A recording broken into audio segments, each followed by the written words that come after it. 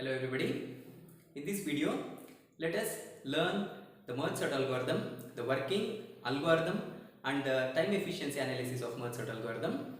Merge sort algorithm is used to sort a given list of n elements either in the ascending order or descending order. Merge sort algorithm is based on an algorithm design technique called as divide and conquer. All divide and conquer algorithms have three major steps or three major phases. They are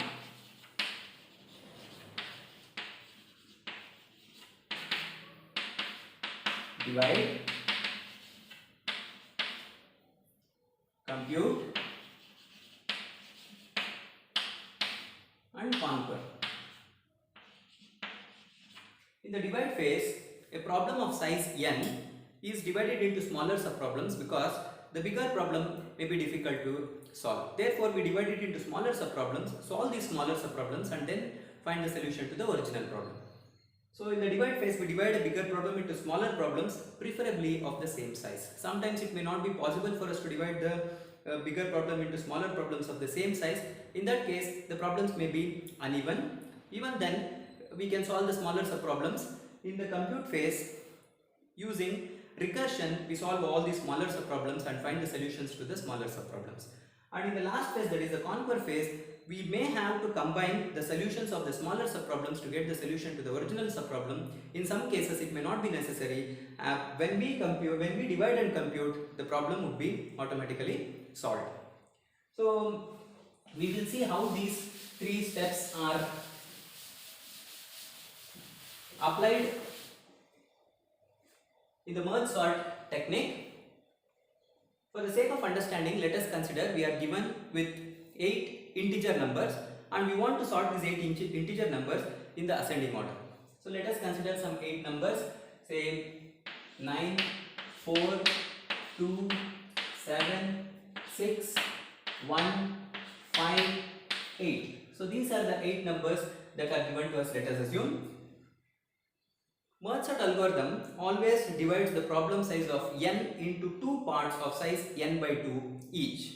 Therefore, the 8 numbers will be divided into two subproblems of size 4 each. Since the number of elements given to us is even, it can be divided into two subproblems of equal size. Suppose we have odd number of elements, then obviously we can't divide the problem into two subproblems of equal size. In that case, one of the subarrays will be having one element more than the other subarray, and what we have to do is we have to follow a convention, like either the left subarray will have one more element than the right subarray, or right subarray will have one more element in the left subarray, and this convention we have to follow throughout. We should not mix in one step. We should not consider one element more in the right subarray and in the next phase one element more in the left subarray. That will lead to confusions. Anyways, when we are implementing a program, since we perform integer divisions, when we divide 9 by 2, an odd number by 2, it will always be floored, and therefore the left subarray will have one lesser number than the right subarray. So that convention we can also follow. Anyways, for the sake of simplicity, we have considered only 8 numbers. We will see how these 8 numbers are sorted using merge sort. So as I told, the array of size n will be divided into two subarrays of size n by 2. So these will be divided into two subarrays of size 8 by 2, that is 4 elements each. In the divide phase, we are not going to do anything. We are just going to divide the bigger problem into smaller subproblem of size n by 2. So now these smaller subproblems are still big enough for us to solve. Therefore, what we do is we further apply the same technique, recursive technique, and divide this into two subproblems of size 2 each. So first two elements will go to the left subarray, next two elements will go to the right subarray. Here also this will be divided into two parts, 6, 1, 5 and 8. Even two elements is large enough for us to solve, so we'll divide it into subproblem of size 1.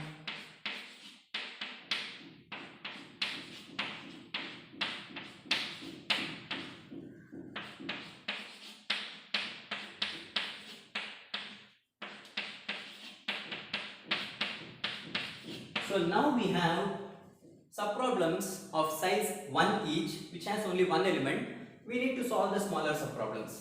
Solving these smaller subproblems is trivial because all the subarrays are sorted by themselves. Since they have only one element, they are sorted by themselves. The next thing is for us to get the solution to the bigger problem. For that, we need to conquer the solutions of the smaller subproblems so that we get the final sorted array. Therefore, in the merge phase, what we do is we combine the solutions of the smaller subproblems to get the solution to the next bigger problem. We keep continuing this procedure until we get solution to the original problem. That is, we got the smaller subproblems of size 1 from a subproblem of size 2. Therefore, we will combine the results of these subproblems of size 1 to get a solution to the bigger problem of size 2.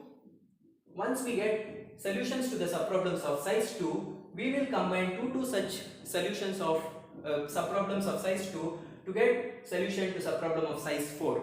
And then finally, we will have two subproblems of size 4. We'll combine that to get a solution to the original problem of size 8. So this is the procedure. For that, since even after merging we need to maintain the order of the elements, what we do is we keep two pointers, a I pointer pointing to the left subarray and a j pointer pointing to the first element of the right subarray. We will compare the elements pointed to by these two pointers, and whichever element is smaller, that element will be copied to the next subarray, next level subarray, and its respective pointer will be incremented to point to the next element. We keep continuing this procedure until one of the pointers go out of the range of that particular subarray. In that case, if any elements are left in the other subarray, those elements will be copied to the final subarray. So when we solve this, we will understand. Now we have two elements. We will compare the element pointed to by the I pointer, that is 9, with the element pointed to by the j pointer, that is 4, and we find that 4 is smaller. Therefore 4 will be copied and the j pointer will be incremented to point to the next element, and we can see that j pointer has already gone beyond the range of that subarray, and therefore all the elements that are left in the left subarray are copied directly to the next level solution. Okay, so again these two needs to be combined. I pointer will be pointing to 2, j pointer will be pointing to 7. We compare 2 with 7. 2 is smaller, so 2 will be copied. I pointer will be incremented. I pointer has gone beyond the range of array. Therefore, we will copy 7. All the elements that are left out in the right subarray, only one element is left out. We copy and we get the solution to the subproblem of size 2. So here we will place the I pointer here. We will place the j pointer here.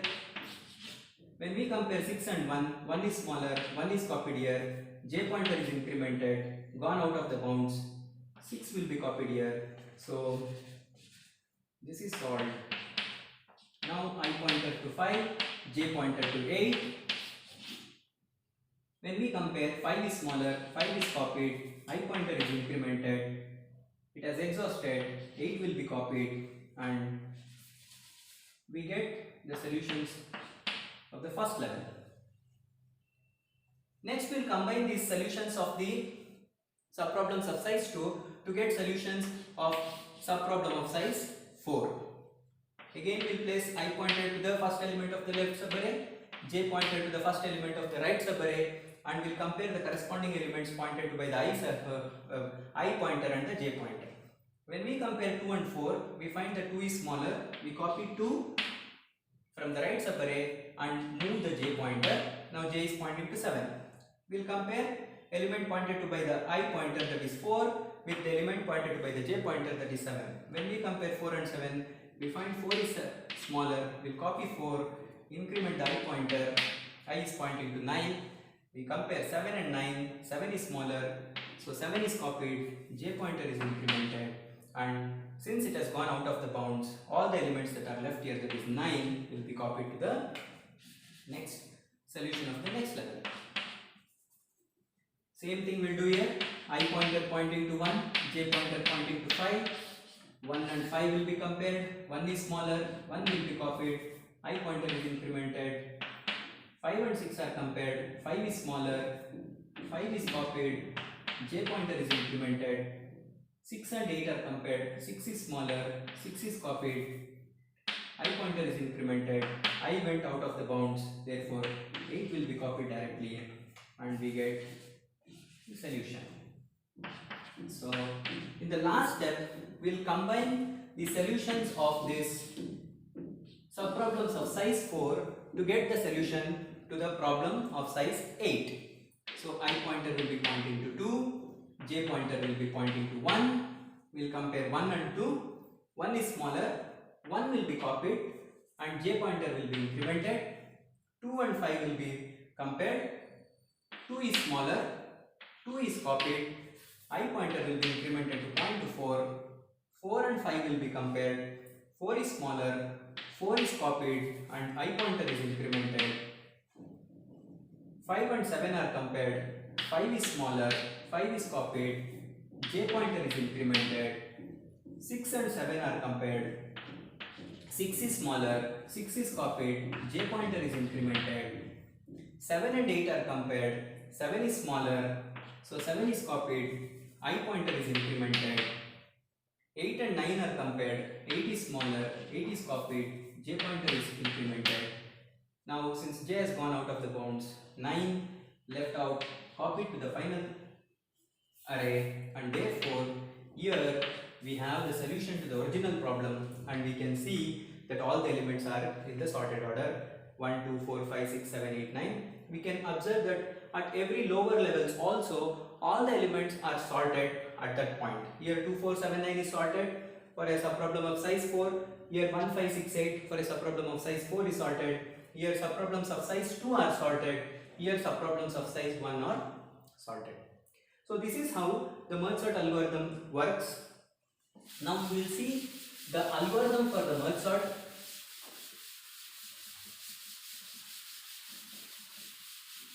Since the subproblem has to be divided recursively until the subproblem size becomes 1, we will apply recursion over here, and also first we will be dividing and then we will be merging the results to get the solution to the next bigger subproblem. We will have two algorithms for merge sort. One algorithm which will divide the bigger problem into smaller subproblems recursively and also call the function for merging. The merge algorithm will write separately. Okay, we will see how these two algorithms look like. Algorithm, we will call the algorithm which recursively divides the problem into smaller subproblems as merge sort, and let us assume that the elements are stored in an array named as A, and after sorting the result will be stored in another array called as C. Okay, and also let us assume that the range of elements that need to be sorted will be represented by two pointers called as the low pointer and the high pointer. Okay, what is the significance of these 2 pointers is, see, initially we pass an array of size n to be sorted to the merge sort algorithm. So therefore we will have 0 to n number of elements to be sorted. Since we are applying recursion and dividing the problem into smaller subproblems of size of n by 2, next time we will be calling the same merge sort algorithm to sort numbers from from low to half of it. Okay, that pointer will call it as mid. So we will be sorting the elements from 0 to mid separately and then mid to high separately. Then again this 0 to mid will be divided further, so again half of it. So this way we keep proceeding. Therefore let us try to identify the range that we need to sort at every point of time by 2 pointers, low and high. Okay, so we tell that we need to sort the array A which has elements in between the low and the high pointer. Okay, so next, as I have already told you, the subproblems will be divided until we get a subproblem of size 1. The subproblem size will be 1 when the low and high are pointing to the same element. When they are pointing to the same element, there is only one element which is pointed to by both the pointers, therefore we can stop dividing the subarray. So therefore that is the condition for us to tell when we should stop. Therefore if low is less than high, we keep doing this. What we keep doing? we first have to divide the given range into two equal parts. Okay, we are given elements from low to high. So this low to high we have to divide it into first half and second half. Therefore, we call that pointer as mid pointer. Mid is equal to low plus high by 2. So if you have 100 elements, 0 will be low, 100 will be high, 0 plus 100 divided by 2, that is 50 will be mid. So 0 to 50 will be sorted separately, 51 to 100 will be sorted separately in the recursive fashion. Okay, so next we will call the same merge sort algorithm. Merge sort in the same array, now from low to mid. Okay, first half of the array, because mid points to the exactly middle of the entire array. And okay, this is one recursive call. This keeps on dividing the left subarray half. Then to solve the right subproblem, we will call the same function merge sort with elements from mid plus 1. We need not include mid because mid we have already included here. So if the 50th element is included on the left side, we'll start with the 51st element to the 100th element in the right. So mid plus 1 to high. Okay, then we have solved the left subarray recursively, we have solved the right subarray recursively. We need to merge both of them. Okay, so we'll merge both of them into another array called as C subarray, let us assume, and for that we will be taking these two as the arguments, low to mid, comma,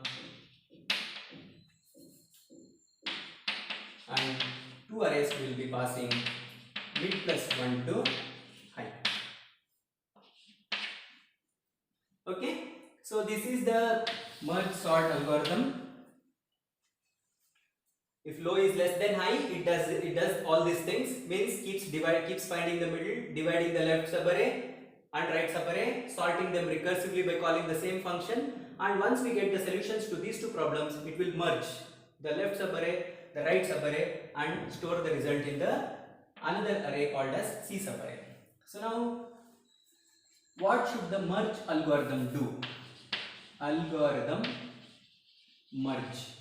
Okay, it will take C, because this is the final array, A of low to mid, A of mid plus 1 to high.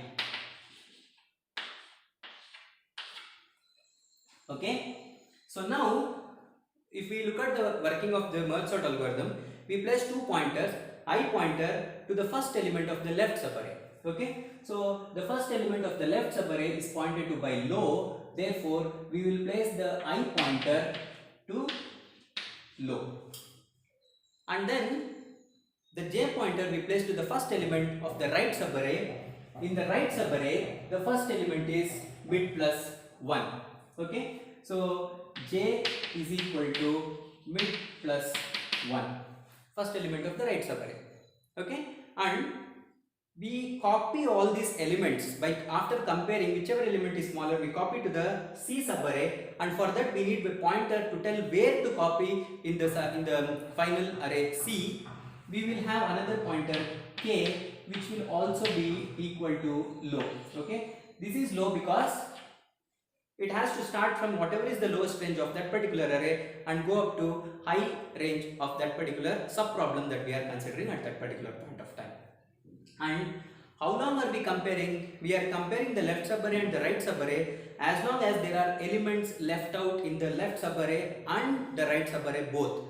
When one of the subarray gets exhausted, we copy the elements of the other subarray directly to the final array. So therefore, how will we get to know whether there are elements in the left subarray and right subarray?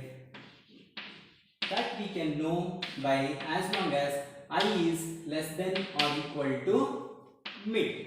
So if I is less than or equal to mid, it means that it has some range. Okay, mid is here, I which is pointing to low is here. So there are some elements. As long as I keeps on incrementing and reaches mid, we can hope there is some element and we can compare it. This is with respect to the left subarray, and with respect to the right subarray, J is less than or equal to high. Okay, so J which is pointing to mid plus 1, will go up to high. So as long as this tells that there are elements in the left subarray, this tells that there are elements in the right subarray. As long as there are elements in the left subarray and the right subarray, you do something. What to do? If the element pointed to by the I pointer, that is the element in the left subarray, is less than the element pointed to by the right subarray, that is the j pointer, a of I is less than a of j, then one of the elements is smaller, which is that a of I is smaller. That element we need to copy to the final array, that is C in our case.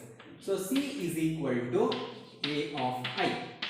We copy the element from the left subarray, and since element from the left subarray is copied, we increment the I pointer. I is equal to I plus 1. If a of I is not less than a of j, then it means that a of j is greater. Therefore, we need to copy the element from the right subarray, that is j, element pointed to by j. A of j is copied to, sorry, here we need to write C of k, wherever the k pointer is. Okay, so C of k, j is equal to j plus 1. Okay, whether we copy element from the left subarray or from the right subarray, it will be copied to the final array C, and therefore its pointer needs to be incremented. So we will increment the k pointer over here. K is equal to k plus 1.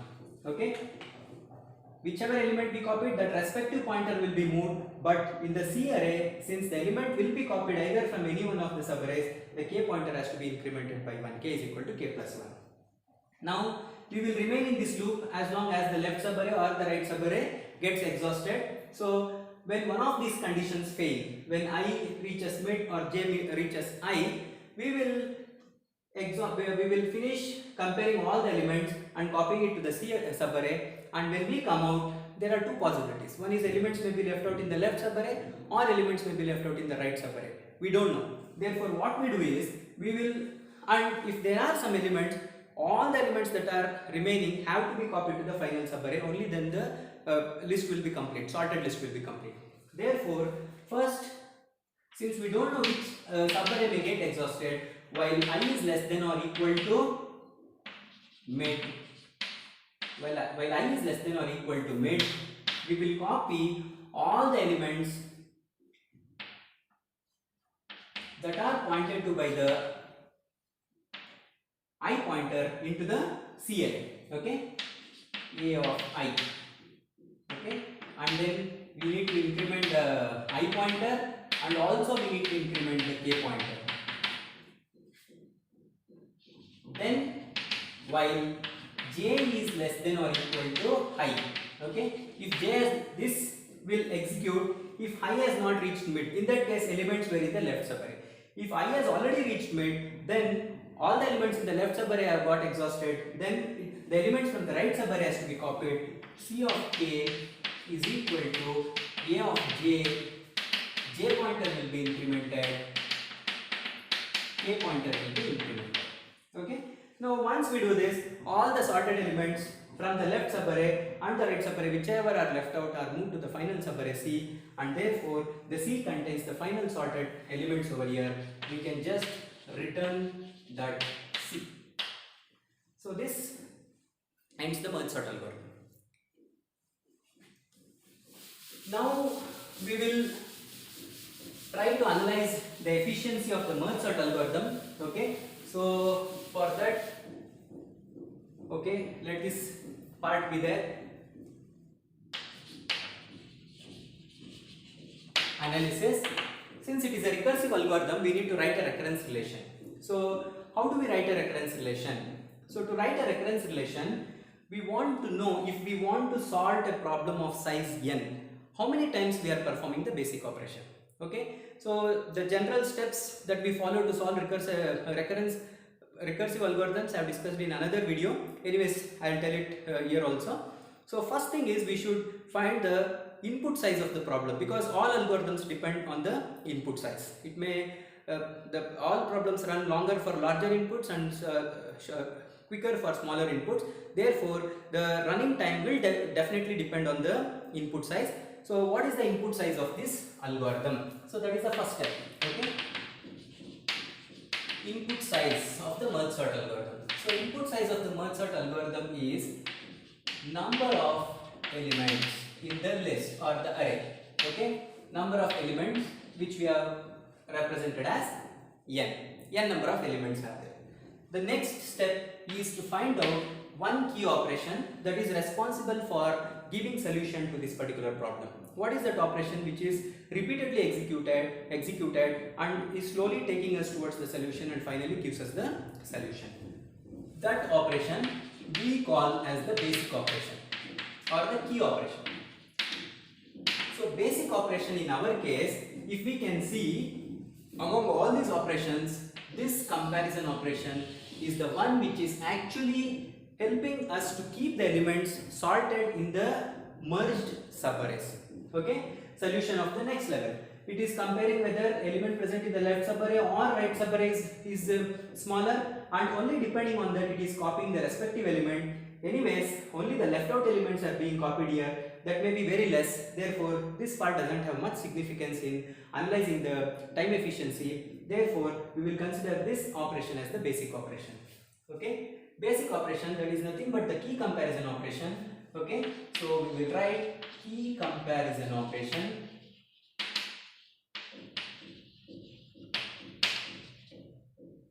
A of I is less than A of j. So this comparison operation is the basic operation for our analysis. Okay, and the next is we need to arrive at a represent the number of times basic operation is executed in terms of a function. Okay, or the input size n. We need to call this by name, by some name. We can call it as t of n, c of n, a of n, x of n, or anything. So here we will call it as c of n. Let c of n represent the number of times the key comparison operation, that is this basic operation, is executed. Okay, and now we need to derive an expression for how many times the basic operation is executed. So c of n is the count. Let c of n represent the number of times the key comparison operation is executed. So that is the count of how many times the basic operation is executed. We need to write an expression for this and solve it. We get the efficiency of merge sort algorithm. And now to do that, we need to know whether the running time of this algorithm, that is the number of times comparison operation is performed, depends only on the input size or any other factor. If it depends only on the input size, then the algorithm doesn't have best case, worst case and average case. If it depends on some other factor, then it has best, worst and average case. So if it has best, worst and average case, we need to analyze best, worst and average separately, otherwise it's just one analysis. In fact, if we see the merge sort algorithm, the merge sort algorithm in fact does not depend only on the input size but also depends on the order of the elements. Depending on the order of the elements, the running time, the number of times the basic operation executed may vary. Therefore, merge sort algorithm has best case, worst case and average case. Since it has all these three cases, which case are we going to analyze? Most of the times the worst case is very important to us. If the worst case is acceptable, then we don't need any other cases. In this case, we will first analyze the worst case of merge sort algorithm, and for the sake of understanding, let us also analyze the best case.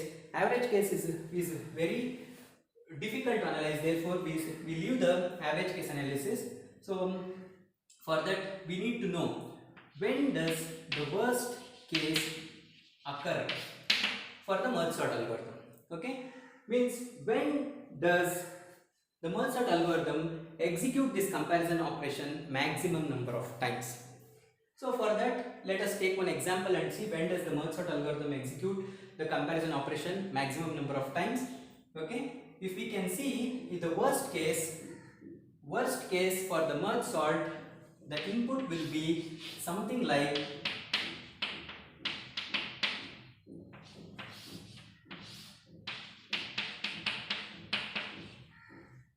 for the next subarray, when we are taking the elements from the smaller subproblems, the elements will come in alternating fashion. Means if once element comes from this subarray, then the second element will not come from this subarray, it will come from the other subarray. then from this, then from this. It keeps on alternating like this. Okay, so that is when the worst case occurs. 1357 can be on the right side, 2468 can be on the left side, still it will be the same. Okay, now we will see how many times the basic operation is executed in this case. So now I pointer is pointed here, j pointer is pointed here, 1 and 2 are compared, one comparison. Okay, so 1 is copied here, I pointer is incremented, 2 and 3 are compared, 2 comparison, 2 is smaller, 2 is copied here, j pointer is incremented. So first element came from the left subarray, next element comes from the right subarray. Now when you compare 3 and 4, 3 is smaller, so 3 comparisons, 3 is copied, okay, and I pointer is incremented. Now 4 and 5 are compared, 4 from the right subarray comes, another comparison, j pointer will be incremented. Now 5 and 6 will be compared, 5 from the left subarray comes to the final subarray, 5 number of comparisons, okay, and I will be incremented to 7. 6 and 7 will be compared, 6 is smaller, copied from the right subarray, one more comparison, j pointer is incremented. 7 and 8 are compared, element from the left subarray comes, 7, another comparison, and this goes to the end. No more comparison needs to be done because this right subarray is exhausted. So only one element is left out that we can copy directly, that doesn't account for any comparison. That is why these while loops don't contribute much for the running time. Therefore we don't consider that. Only this comparison we consider. And if we can see, when we had 8 number of elements, the number of comparisons done is equal to 7. That is n minus 1. Okay.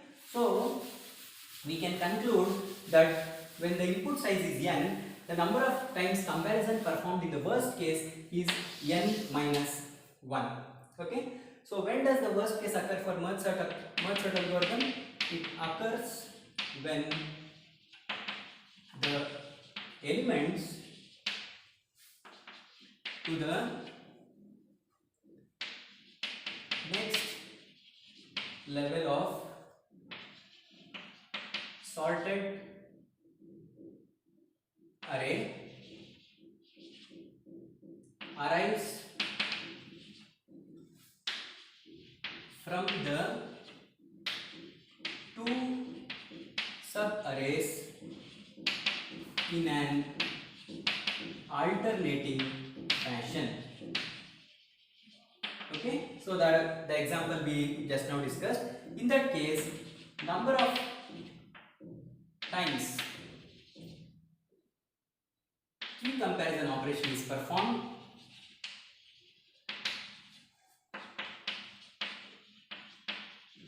is equal to n minus 1. Okay, let it be there. When does the best case occur for merge sort algorithm? Okay, so best case for merge sort algorithm occurs when elements to the next level of the array comes from only one subarray. The other subarray, the pointer will remain wherever it is, it doesn't move at all. So when does that occur? So now if you can see elements in this particular fashion, 1, 2, 3, 4.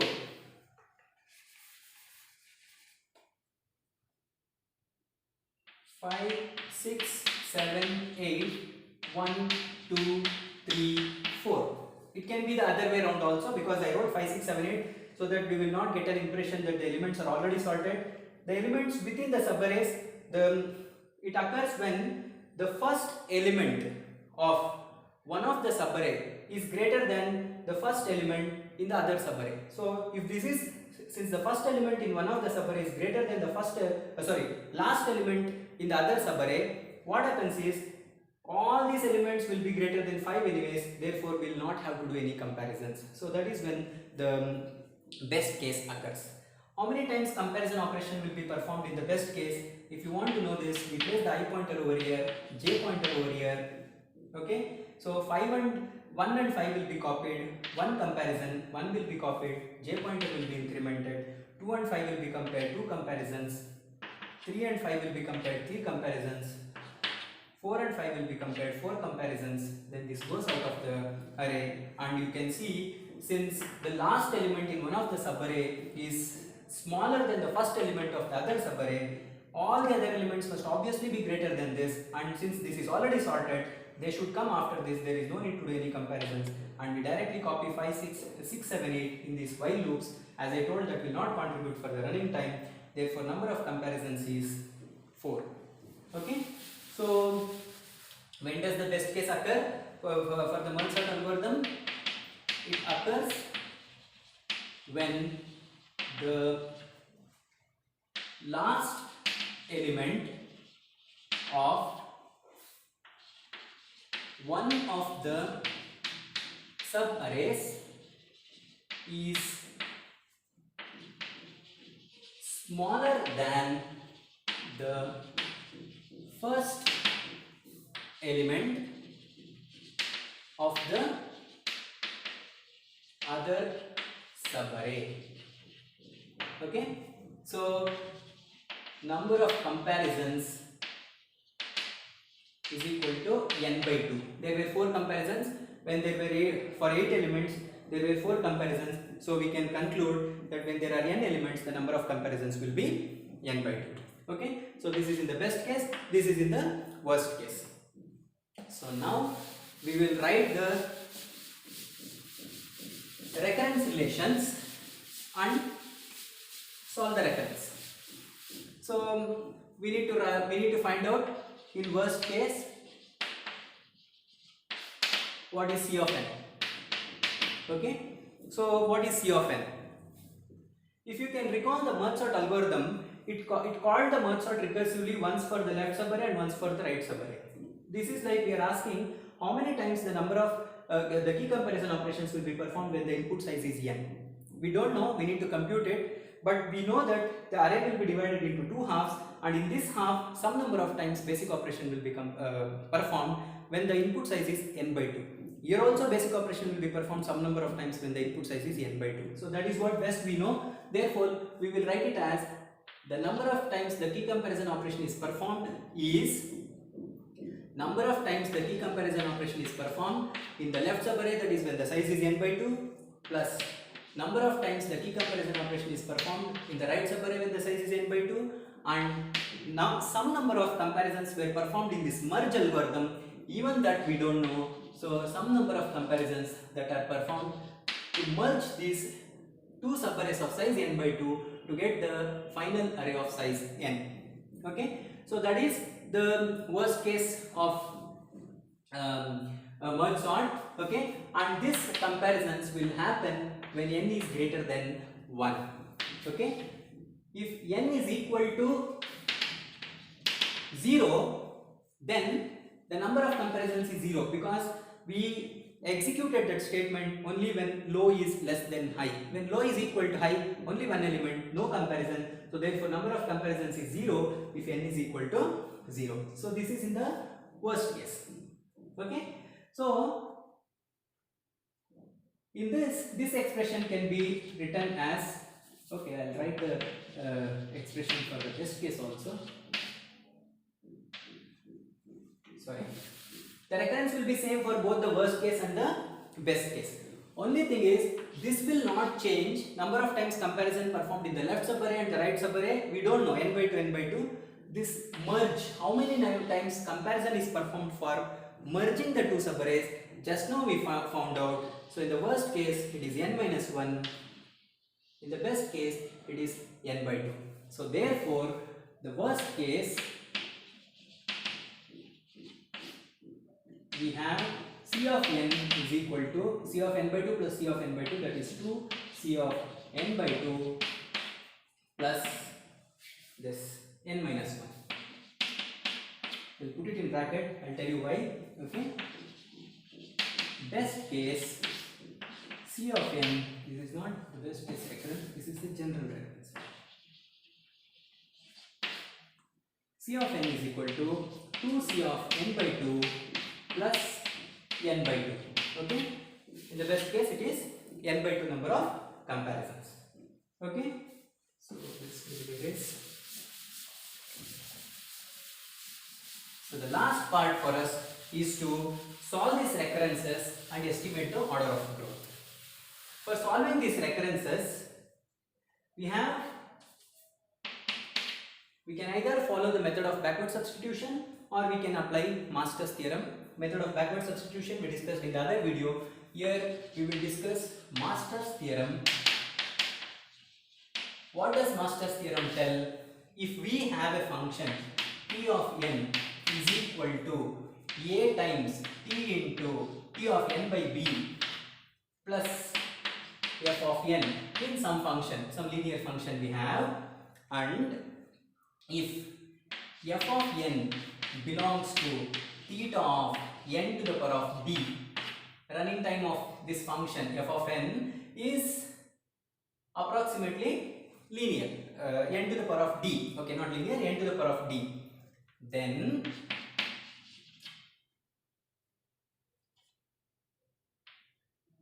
t of n belongs to t of n belongs to n to the power of d if a is less than b to the power of d, n to the power of d log n if a is equal to b to the power of d, n to the power of log a to base b if a is greater than b to the power of d. So what does this mean? It may look a little difficult, but it is very simple. What does it tell?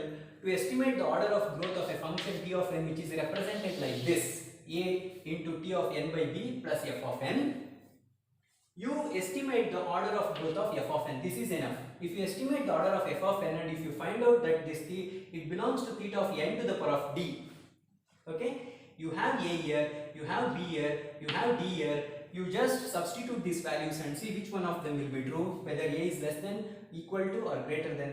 Depending on that you substitute. Anyways you would have found the d value over here, you substitute, you will get the running time over here. Okay, so now if you can see this recurrence and this recurrence, for the worst case scenario, what we have,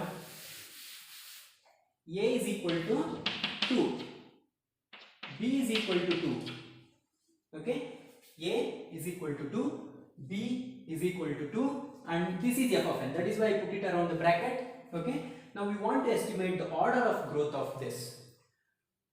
What efficiency class n minus 1 belongs to? We all know that lower order terms and coefficients will be eliminated. So if you eliminate this constant, then that f of n is equal to n minus 1, it belongs to theta of n. Okay, you can write it as n to the power of 1. Okay, n to the power of n, linear. So therefore which implies d is equal to 1. So now we have a, we have b, we have d. Okay, you just compare a and b to the power of d. We can see that a is equal to b to the power of d. A is equal to 2, b to the power of d is equal to 2 to the power of 1, that is also equal to 2. So they are equal. Since a is equal to b to the power of d, we just need to substitute this, and therefore we get c of n belongs to, okay, so in that case t of n belongs to this is what they are telling, n to the power of d log n. So n to the power of d is 1 log n, okay, which tells that belongs to n log n, theta of n log n, sorry, theta of n log n. So this is the worst case efficiency of Mozart algorithm, n log n. Okay, so now that we know how to solving best case recurrence is also very easy. Only thing is, in best case, instead of n minus 1, we have n by 2. Even now 1 by 2, which is a constant, can be eliminated. Okay, and once again a is 2, b is 2, and f of n is equal to n by 2. It belongs to theta of n itself. It will be linear anyways. Okay, so therefore even in this case our a is equal to b to the power of d, 2 and 2 raised to the power of 1. Therefore even in the best case c of n belongs to n log n. C of n belongs to theta of n log n. Okay, so we can see that the best case and the worst case of Mozart algorithm is n log n. Therefore obviously the average case will be n log n itself. In fact, an average case is not best case plus worst case divided by 2. We need to consider all possible cases, all possible ordering of the elements, and for every case we need to analyze what will be the efficiency, and then we need to find average. Average is as simple as finding the average of 3 tests, test 1 plus test 2 plus test 3 divided by 3. So therefore all the cases needs to be considered, therefore it becomes difficult. And since we have seen that the worst case and the best case of merge sort algorithm is n log n, we can conclude that the order of growth of merge sort algorithm is n log n. Okay, so with this we complete the merge sort algorithm, the working algorithm and efficiency of merge sort algorithm. Thank you.